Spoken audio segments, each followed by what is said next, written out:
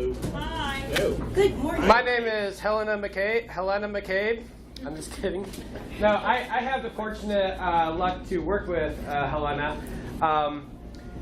She is super smart, very empathetic, and I have a quick story. So her and I together, we worked on the Sci-Fi Networks project.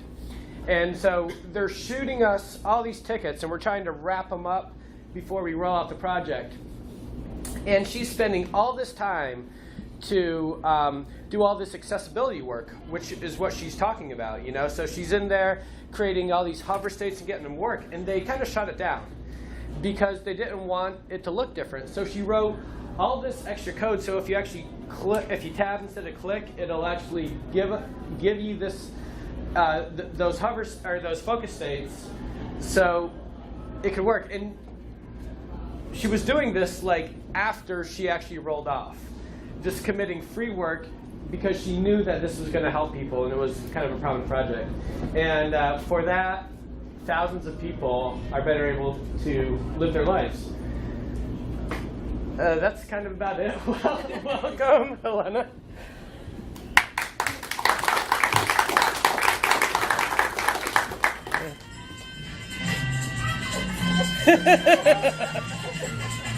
So, closest without going over, how many tickets did I stall from merging until accessibility was fixed? What? Joke. Probably way too many. All right. Thanks, Mike. Hi, everybody. If you're leaving, will you kindly please close the door? I'm sorry? Shut the door. Thank you. So, as Mike told you, I'm Helena. I'm a front-end developer at Lullabot, and I specialize in making the web awesome for everybody. Now, Lullabot, in case you haven't heard of us, we are a strategy, design, and development company. We create delightful experiences using Drupal and open source technologies. So before we start, I'm just going to go over quickly what web accessibility is, because sometimes people aren't sure. I've explained to a client in the past, at the heart of it, web accessibility is pretty simple as a concept. It's like the wheelchair ramp at a store, but for websites. And there's a lot of different people who benefit from web accessibility. Usually we kind of just think about blind people and that's it. But that's really not the reality. The visually impaired users might have trouble distinguishing between colors, viewing content without contrast, or they might not be able to see at all and completely depend on a screen reader. We also have our motor impaired users, people who might have had a stroke, maybe you're born with cerebral palsy, something where you don't have the fine motor skills to use a mouse, or maybe you can't use your hands at all. We have people with vestibular issues. This is one that we miss a lot. This happens like with the cool parallax scrolly effects. People who have really severe motion sickness can get sick from those effects, so you really want to use those sparingly so that no one is throwing up on their $2,000 MacBook. We also have our deaf and hard of hearing users, so if you've got audio, let's have some captions, let's have some transcripts, and make sure that everyone can follow along. We have people with seizure disorders, and this one is especially dangerous, like those flashing, cool, buy a car today flashes. That can give someone a seizure if you're not careful and you don't adhere to those guidelines, and seizures can kill people, so it's really, really important that we don't harm anyone with our sites for a design choice. And we have people with cognitive differences, anyone who might need a little more time to read content. You don't want anything to auto-advance with no way to go back or anything like that, because we want to make sure that there's enough time for everyone to be included. And of course, who else is served by web accessibility is everyone. The more accessible a site is, the more it is for everybody to use, whether you have a disability or not. So it's fantastic to keep that in mind. A lot of the time when I get pushback about accessibility from clients, they're worried about scope, they're worried about budget, and they say, well, this is an edge case. I don't want to spend a lot of money on an edge case. But the reality is that it being an edge case is very much a myth.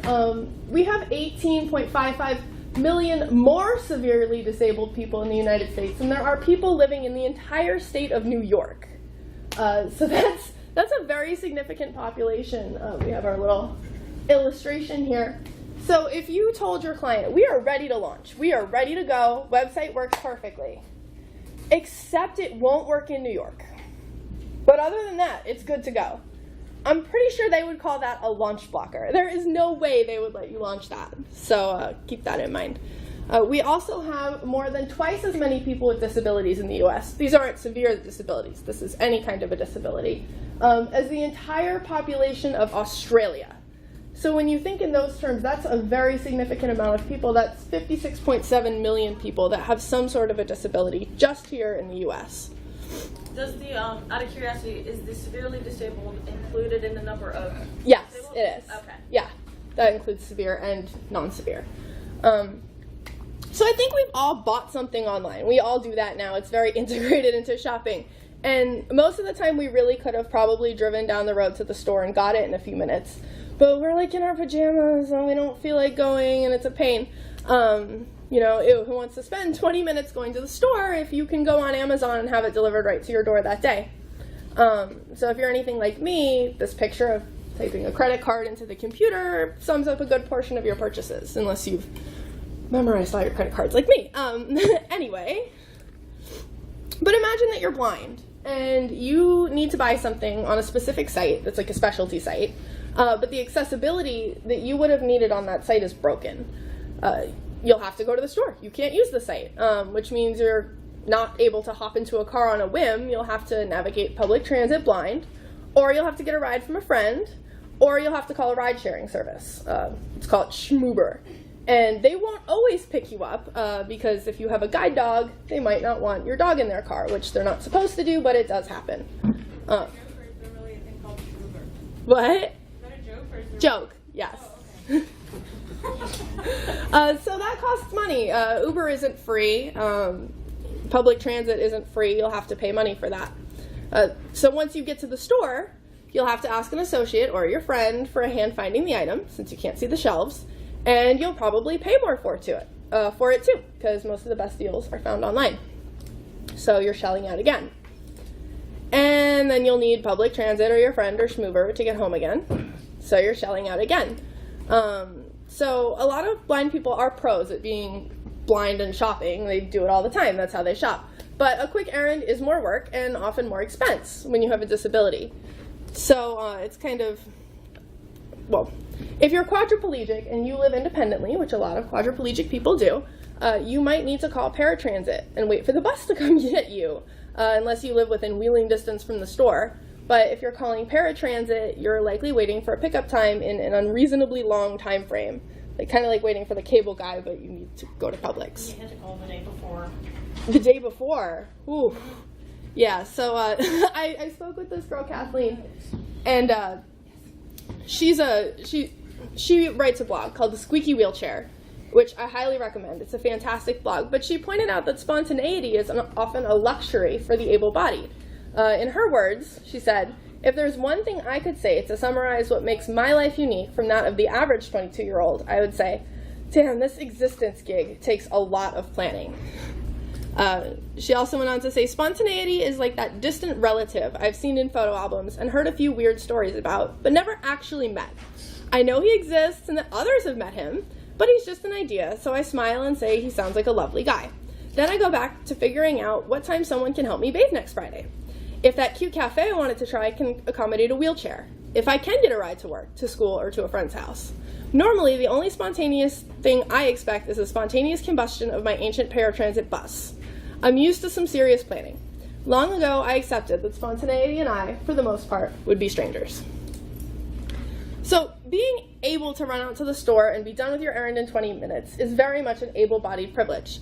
So one quick errand may end up eating a lot of your day if you have a disability. So on the whole, the people who have the most to gain from the convenience of the internet are largely people with disabilities. So it's totally upside down that we're leaving them out by building websites that aren't accessible.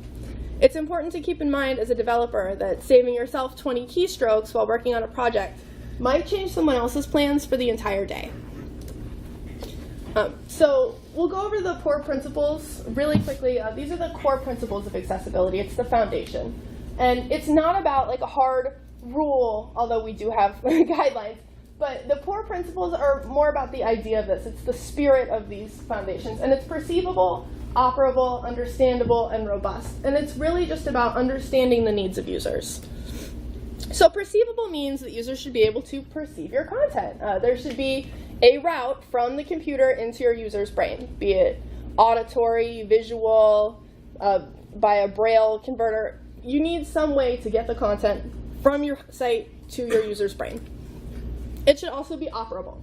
So a user should be able to operate your website using a variety of methods and forms of technology. If they can't use a keyboard, they should be able, if they can't use a mouse, they should be able to use a keyboard. If they can't use their hands to tab on the keyboard, they should be able to use a mouse stick. There should be an option for them. It should also be understandable. People with different intellectual disabilities can struggle with websites that are too complicated, be it the layout or just the verbiage, or if it goes too quickly. So we want to make sure that we're being sensitive to that. And it should be robust. Screen readers are not cheap. They're really, really expensive. A lot of assistive technology is. So we want to make sure that our websites are robust enough to stand up to things that are reasonably outdated. I mean, I'm not talking about let's support IE7, but reasonably outdated, and things that are likely to happen in the future. So how do people with disabilities use the internet? I'll give you just a little bit of background on this. Many people with disabilities use assistive technology to use the internet, and this comes in many forms. Blind people and people with heavy visual impairments usually use an assortment of screen readers to read the screen aloud to them. Since the mouse isn't super handy if you can't see what you're clicking, most blind people rely heavily on the keyboard navigation to get around the web. So that means they need everything on a website to be able to be reached using only a keyboard. If you can't reach something on a site that you're building using only the keyboard, go back and rethink it. So you can try it again. If you have a Mac, you have VoiceOver. You have a free screen reader that you can test things with. You just hit Command F5. You can show up at 1 at my other session, and I'm going to demo that on the FLDC site, so that'll be there. And you can just use Tab and Enter to navigate the site and see how a user would do. If you're on Windows, there's Window Eyes. This is a really popular screen reader. It's actually overtaking JAWS, which is a for-profit screen reader. But Windows gives this away for free with Windows 10 or later, and it's becoming really popular. So it's really interesting to think about using the web in a way that we haven't had to use it before, isn't it? Putting yourself in the user's shoes can be a really intriguing challenge when users are so diverse. What works for one person might not work for someone else. And there really is no perfect accessibility that will work for everyone, because sometimes needs are mutually exclusive. So we have to do the best that we can. But in all honesty, we owe our users a great debt. The internet is made for them. Without users, there's no internet. And without the internet, a lot of us in this room right now aren't paying rent. So when I first got interested in accessibility, I did a lot of reading and learning from other developers like me who wanted to make the web a better place. So I learned the nuts and bolts of it, and I learned the rules and the laws and the guidelines, and I got really excited. And I took everything I learned and I went all around saying, I have to tell everyone about this because it's so important. And anyone at Lullabot can vouch for this. I never shut up about it. I'm honestly really annoying. You're laughing because you know it's true. I'm obnoxious for a good cause. So I've made my peace with it. But I pretty much went anywhere where someone would let me hold a microphone for about an hour, and I told everyone why it's the right thing to do and how it makes perfect financial business sense and what we need to be doing. But I missed something. In fact, I missed the most important thing. I was so busy talking that I wasn't doing enough listening. Nothing about us without us is one of the core mantras of the disability community for a reason. Without the perspectives of actual users who use assistive technology every day, anything we build is based on our outside speculation rather than a lived experience. So when I'm up here advocating for accessibility, it's not my job to tell you, how do you know what it's not my job to tell you, here are the things I think users with disabilities are going to need. When someone asks, how do you know what users with disabilities are going to need? The best answer I can possibly give is, because they told me. So I started shaking the bushes, looking for people who really do use the internet in an alternative way.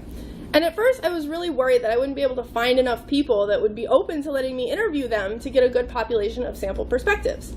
And this was totally not the case. As it turns out, people want to be heard, especially when you're trying to bring to light an issue that's a big pain in the ass for them all the time. So volunteers rolled in for this faster than I could interview them. I interviewed with a little bit of everybody, and I'll tell you, this is the most fun I've ever had as a web accessibility specialist. Selfishly, this was really a blast for me because I got to hang out and chat and laugh and pick the brains of a bunch of really cool people and ask everything I've ever wanted to ask. And everybody was really friendly and open and honest and just filled with valuable information and perspectives. So do you want to know what I learned? Yes. As a sighted, hearing, physically able user, pull-ups notwithstanding, I knew jack shit about real-life accessibility. I knew all of the textbook stuff, like this is what users will officially need according to these handbooks. But the things that I learned, the things people came to me with, were not in those books.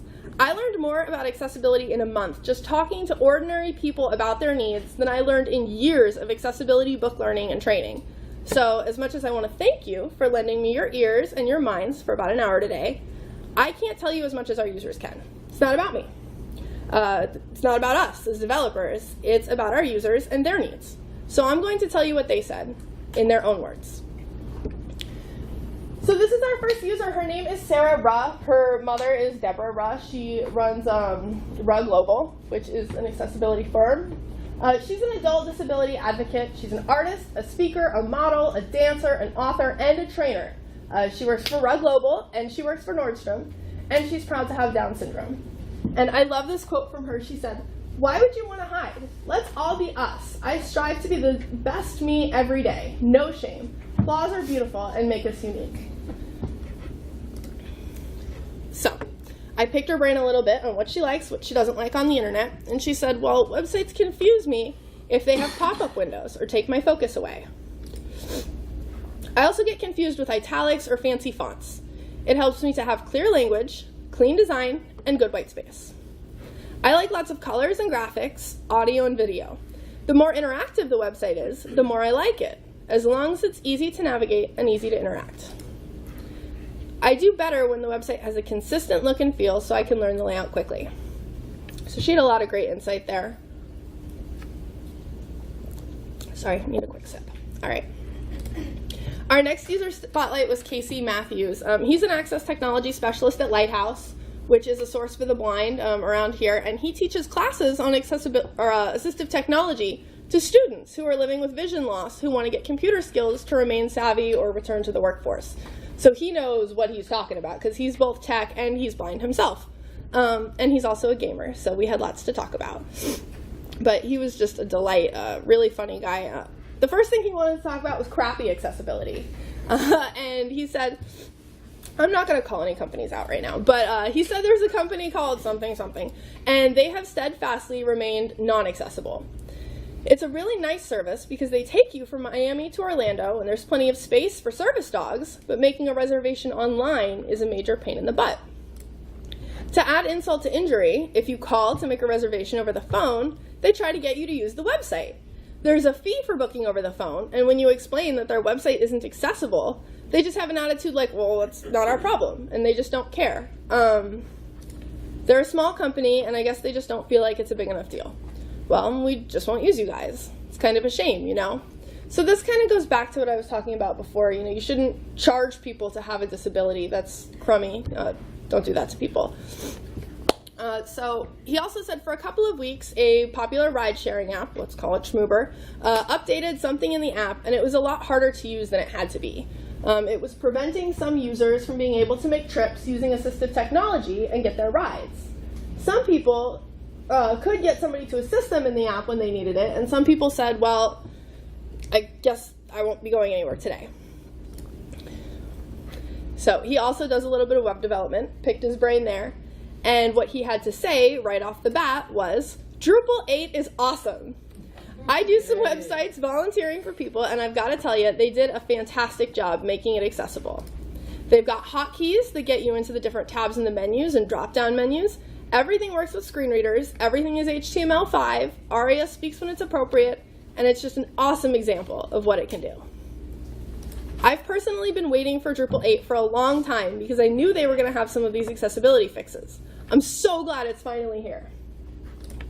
Totally unsolicited, by the way. I didn't even tell him that this was for a Drupal thing. I just told him I was a web developer. So that was really cool to have someone say that with no prompting at all right off the bat. So something about being blind, a lot of the time, if you don't have a disability yourself, you kind of think of blind people as a solid state. Like, oh, well, they've always been blind, so they're good at it. But the reality is a lot of people lose their vision later in life. They haven't always been blind, and there is an adjustment period. So Casey wanted to speak to that, and he said, if you're blind, especially if you're new to the whole blindness world, it's hard enough to learn to use a screen reader. Then you get to an inaccessible website with all of these workarounds you need to know. It's hard enough when someone has come from a sighted world where they're used to easily getting what they wanted. So when a site isn't accessible, it's really a frustrating experience. People end up throwing up their hands and saying, I'll just get someone else to do it for me. And it's sad to see that happen. So we definitely don't want to break people's spirits away from using the internet. Let's make this a friendly place so that people don't get fed up. He also wanted to talk about web forms because this is an especially hairy accessibility issue. And he said, I know a lot of times I still see a lot of this where you'll go through a form and stuff won't be edited and labels won't be labeled correctly. It's probably the biggest thing that I see. It's not as easy as tab, first name. Instead, you get tab, edit. What does that mean? Sometimes you'll be filling out a form and you'll get to address, street name, and then you tab and you hear just edit. You can figure out that they want the second part of the address, but I've seen a lot of people get confused by that. I've seen very few forms where that's actually done well. Another thing that really gets people is phone number boxes. Some sites want the area code, some want it all split together, some want it all in different boxes, and it's really confusing for people. Sometimes you'll get there and you'll be typing away and you don't realize this box only wants 3 digits instead of 10. That's confusing, and I see that a lot. Same with Social Security boxes. So guys, on your box labels, make sure you say how many digits should be going into there in the label. And CAPTCHAs, my personal pet peeve. Yeah, he brought this up too, and he just outright said it. He said, CAPTCHAs suck. I've got to say, there are some better options out there. For a blind person to have to rely on a graphic to get things done, it's really, really, really frustrating. You'll go filling out a form, and you get through the form and fill the whole thing out, and then it says, okay, to verify you're human, you must fill out this CAPTCHA. If you don't have someone to read it for you, or if there's an audio option but you can't figure out how to get to the button for it, or if you can get into it but can't figure out how to get out, it's very frustrating. People try to use the audio and the audio isn't clear, so I've seen trouble with that too. But I've seen forms that handle it really well, so it is doable. Google has this great new thing where you just check a box. That's great.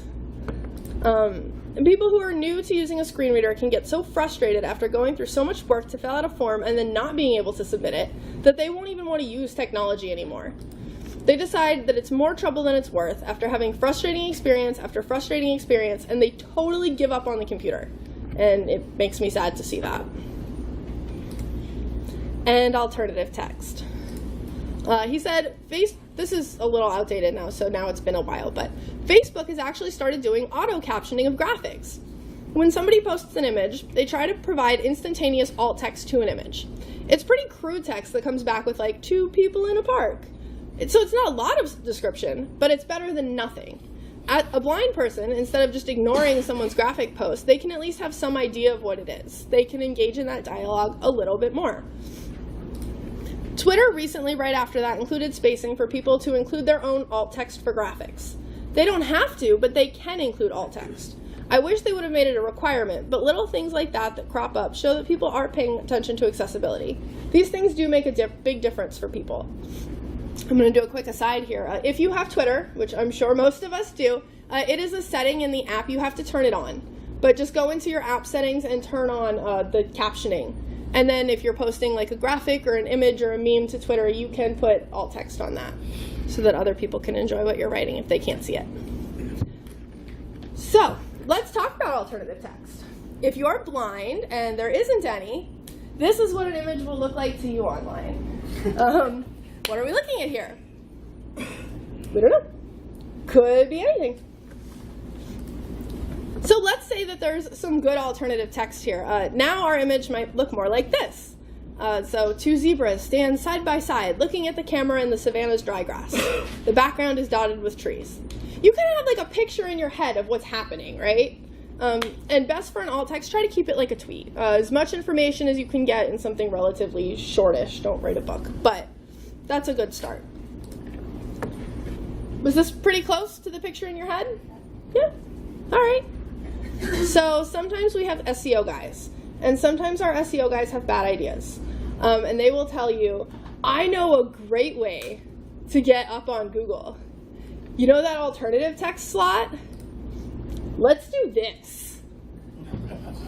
And low-priced African nature excursions, cheap discount coupon, zebra, lions, rhinos, safe. Doesn't tell us much about that picture. Like, I guess there were zebras. But if keyword stuffing gets abused, your zebras might end up looking like this. So please don't do that, even if your SEO guy says it's a really good idea.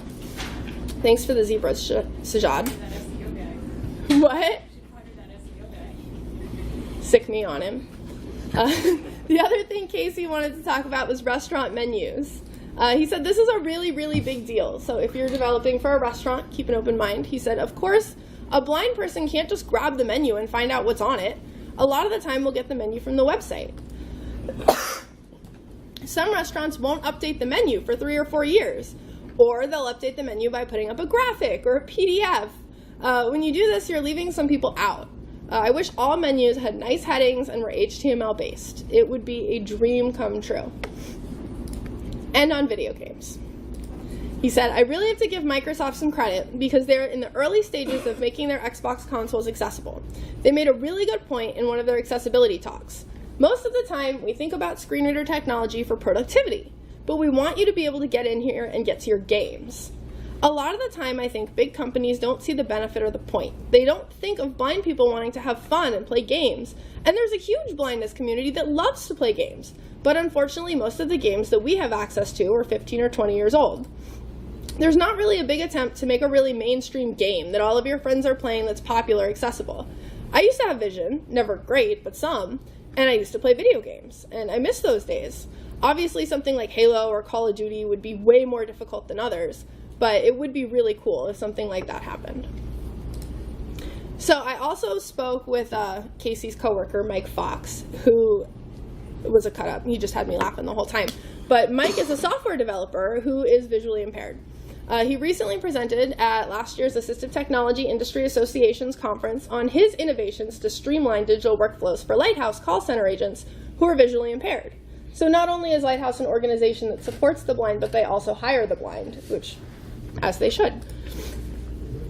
So, what Mike had to say was, I have enough vision that I would still consider myself a visual user. However, I think I'm about as non-visual as a visual user can be. For example, I know how to find the X button and click on it, but I'm way more efficient just pressing Alt F4. I use keyboard navigation constantly, and I really only use the mouse when I have to. And if you can see how zoomed in his screen is, I know that's kind of grainy, but he uses a serious zoom. And he said, for me personally, I'd say the biggest challenge all comes down to keyboard navigation. Because like I said, I use the keyboard for everything. So problems with things like tab order, keyboard shortcuts, focus, etc. are a bit of a pain. Nothing I can't handle, but I just wish they were done better than most sites do them. So I asked him, what would you say to a room full of web developers? And he said, don't get me started. Then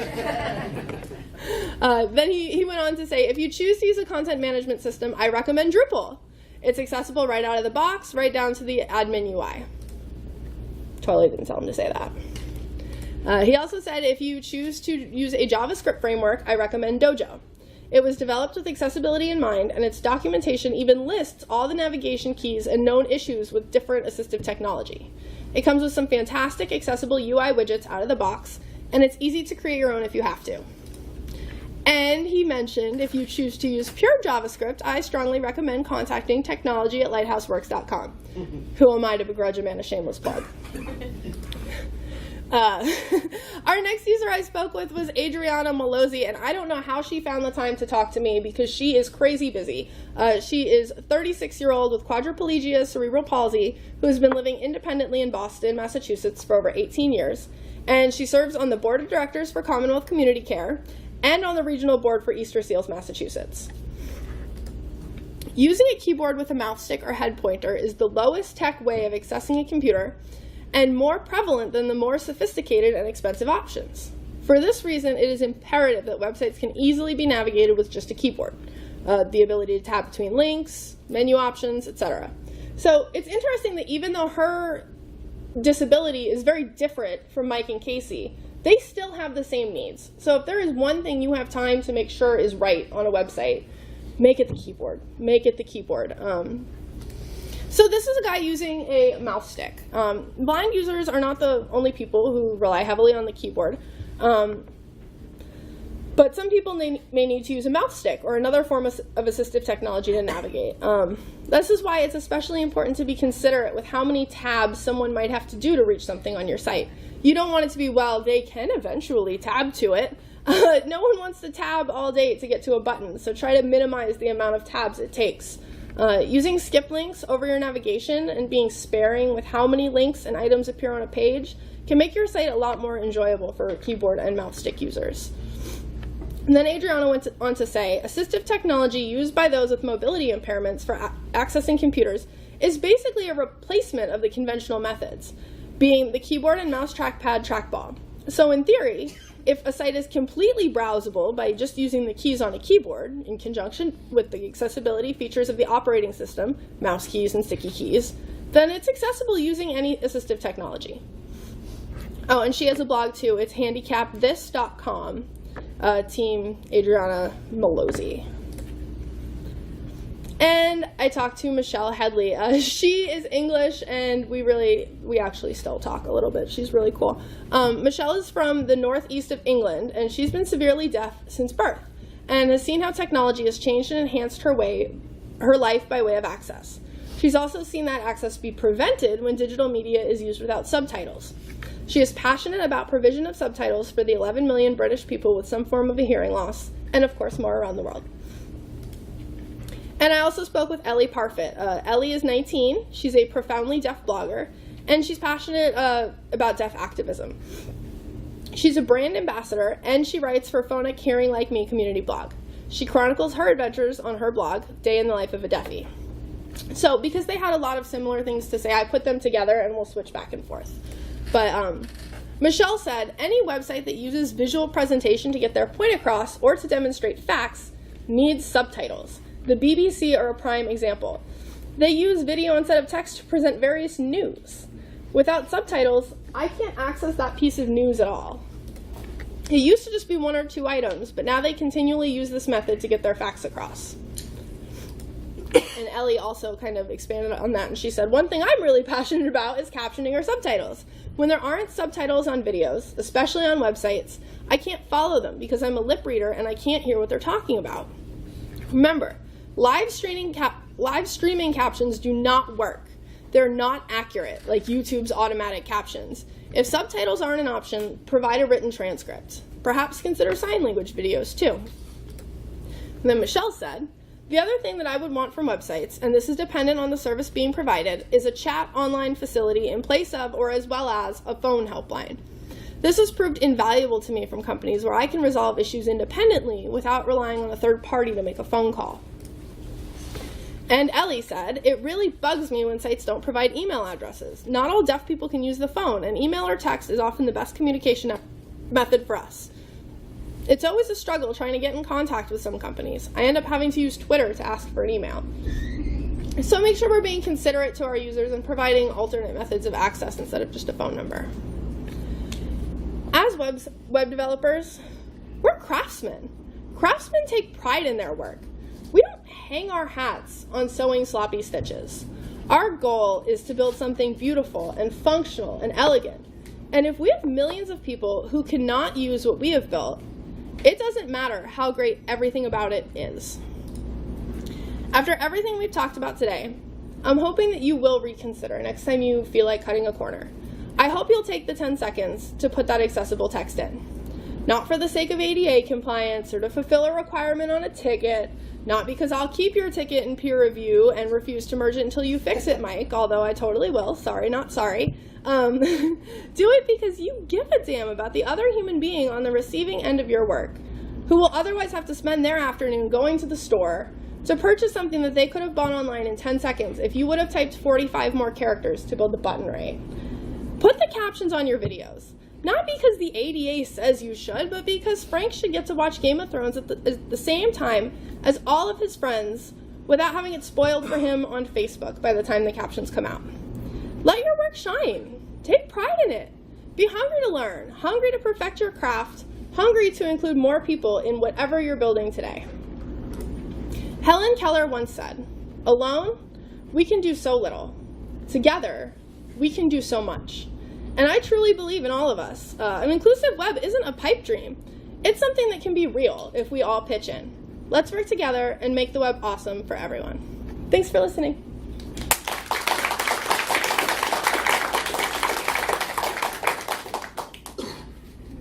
And I left a little time for questions, but if you want to run and get a good spot for lunch and my feelings won't be hurt. You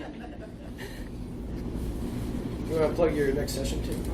Oh, yeah, and I have another session at 1 where I will be auditing the difference between accessibility in Florida DrupalCamp 2016 site and this year's site. Mike, don't miss it. So, how often do you do this presentation in front of government groups? A lot of the time, many people that come to my accessibility sessions at Drupal camps and DrupalCon are from government groups. That's usually why they're in the room. As far as specifically government groups, it's never... You've never actually done one in front of a government audience? No, I mean, a lot of the time my audience is government, but not specifically, no. Although I would love to. Because our event is on July 31st through August 2nd, so highly recommend. Okay, I'll give you my card. I'd be happy to. Government worker here. Did any of those people mention anything about documents they get online, like PDF documents or Word documents? You know, they didn't. Actually, when I was talking to Casey, he did mention that Windows documents are really nice because the accessibility is really good. He asked if anybody I talked to mentioned things about documents that they download offline. And yeah, he said he likes Windows documents. And I have a follow-up question. Yeah. Do you have any advice for like PDFs, especially as kind of our biggest issue currently? Do you have any? Yeah, this wasn't from one of my users. This is just something I happen to know. But if you're doing PDFs, make sure that the text is still like real text and not like the PDFs that are just a flat image file. Okay. But as long as that text is live, it should still work. Okay. Yeah. Do you have, specifically for web development, do you have any recommendations on tools or libraries to help catch and flag some of these before stuff goes live? I do, and at 1 o'clock I will be demoing how to use them. Okay. But spoiler alert, I will tell you that WaveTool is my absolute favorite. It's free from WebAIM, and it's great. DOS Plankton is great for contrast issues. I think ideally, in an ideal world, I'd like to kind of put a blocker between staging and production based on the outcome of those. I like that. I think, you know what, there is the Pally dashboard. I don't know if it'll throw it back, but I know you can put it into your site's code and it'll scan everything and give you a dashboard of your accessibility issues. We have some other testing tools we've used. I mean, we've used Pally a little bit in the past. Just want to create a blocker to make sure we've at least considered and addressed that before go live. Nice, that's awesome. Come by at 1 o'clock. Awesome. Yeah. So I use Wave because you told us about it last year, but people say using JAWS, they still have issues on our website. Sorry. Perhaps in the future we could talk about some of these people that you know or Drupal volunteers that have a disability that would volunteer to kind of go through our website and give us where the major pain points are. Yeah. I mean, I could ask. I could put you in touch with him and see what he says, but I'm guessing he'd probably help. I mean, for the whole community, I mean, I have a .edu, which is really important. We have to be ADA compliant. Yeah. But I would love to see this bigger. Yeah, me too. Talking about Drupal.org big. That would be awesome. I mean, it's definitely worth shaking the bushes. I'll do what I can do, and yeah, let's try to get the word. Get with me, and we'll start shaking the bushes on this. That's awesome. Thanks. Yeah. One of the things that I teach my students, because I teach HTML and CSS and all that, and we get into the design part of it and color. We talk about color blindness as well, and I lead my students to see a few sites to really kind of quote unquote open their eyes, and then they have to comment how will this change the way you do websites in the future. And I also had them look up and research a bit about ARIA and all the different things, and how is that going to affect your developing websites. So as instructors, it starts with teaching right from the start instead of as an add-on. Absolutely. Because one of the things that designers get all excited about the look of it, I've had 2 students in my teaching in the last 6 years that their favorite colors are magenta and green. And they're color opposites, and they also are, very difficult to read even without color blindness. Yeah. But sometimes people who are designers, they want to put a picture up, or they might say, click on the green button. You can't just put a green button. You have to say this button. Yes. You can't just go by color. The button that is green for you is not green for everyone. Yeah. Yeah, there's a tool, one that I'm going to demo. Have you shown your class Color Oracle? I don't know what that is. It's free. You'll really like it. It shows what things look like with different types of color blindness. Oh, okay. So you might get a kick out of that. Different websites that I show them. So probably similar. I'd love to get that as a resource. But I've also shown them, there was a video about people who were colorblind that saw color for the first time with those glasses. Oh, I loved that Every video. time I show it, everybody cries, I did. We had a question over here. Yeah, more on Wave. I just want to say it is a tool, but it's not the final word, because I've Sure. seen it issue both false positives and false negatives. In particular, it frequently seems to misunderstand CSS inheritance. Definitely. No tool is as good as a human being. It can't be. It doesn't have human logic. It's a good first pass. Like if you're just trying to skim it and grab the low-hanging fruit, Wave is great for that. But you're absolutely right. Don't run the Wave tool and say, well, Wave says I'm good. Guess it's good. Because no, you still have to use your brain too. Absolutely. Thanks for pointing that out. That's an important distinction. Yeah. Another really neat one for contrast is Juicy. Juicy. It's a really, really, really easy to, because you look at something and you're like, I'm pretty sure that that's not contrast compliant. And you can literally just put the background text in and the foreground text in, and it tells you at a regular font and at a large font whether or not it fails and what the contrast is. Nice. So other things do that, but they do that along with a lot of other stuff. So this one you can just go to it, type it in real quick, and be like, that's not compliant. That's awesome. Thank you. And Yeah. it's in a little tiny thing too, so even though this isn't quite compliant, when I'm doing this for sighted users or sighted devs, I send them a little screenshot and I'm like, here you go. Nice. Oh, that's awesome. Yeah, thanks for telling us about that one. Yeah. Do you have tips for making a website deaf accessible? Deaf accessible, yes. This is one that people tend to get a crossed wire on because there is captions and we got transcripts. For a deaf accessible site, if you need to be AA accessible, you at least need to have real-time captions. If you want to be AAA accessible, you need a video of a sign language translation. But being AAA accessible is very rarely necessary. If you're making like a website for a school for the deaf, you should probably do that. But normally real-time captions are fine, but like real captions, not like the scary YouTube fake captions. And transcripts serve a different purpose, although they are also nice for deaf users. They're really more for your blind users who can't see what's happening on the screen. So you want to make sure that you have a transcript as well, so that they can hear what is happening on the screen. Yeah. Not a programmer, married to one, but do have my my relations to this issue. And one thing I was going to say is, physically, because I sometimes have trouble getting up to a desk and a computer and stuff, I rely on mobile a lot. Mm-hmm. And the number one problem I run into is if you have a mobile version of your site that absolutely refuses to let me redirect to the full version of the site, I automatically hate you. Ooh.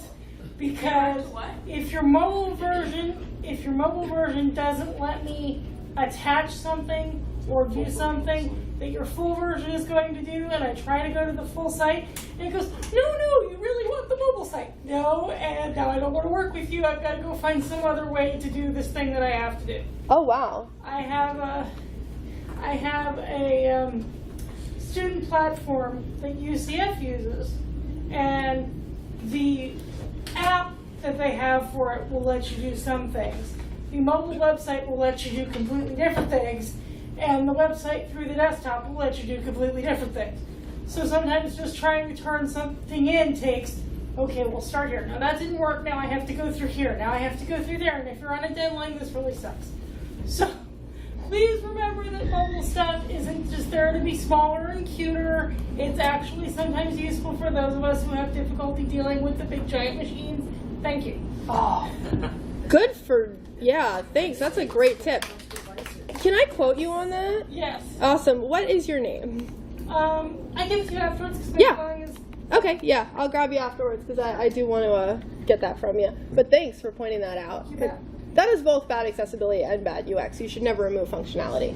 But yes. Are there any online classes or specific books or anything that you would recommend for learning how to better make your sites accessible? Yes. WebAIM has a ton of learning materials that they just give away for free. I know the Pacello group does trainings. Who? The Pacello group, Mike Pacello. How do you spell that? Paciello. And they do full company trainings too. If you ever need someone to come and train your whole team, they do that. WebAIM has workshops. Let me exchange information with you because I know I have some bookmarked that I can send your way too. Anybody else? Or are we hungry for tacos? Tacos? Yeah, there's tacos. Yeah. All right. If everyone doesn't get a chance to meet up with you, maybe put up some sort of contact information. That's a good idea, Moshina. Here, let's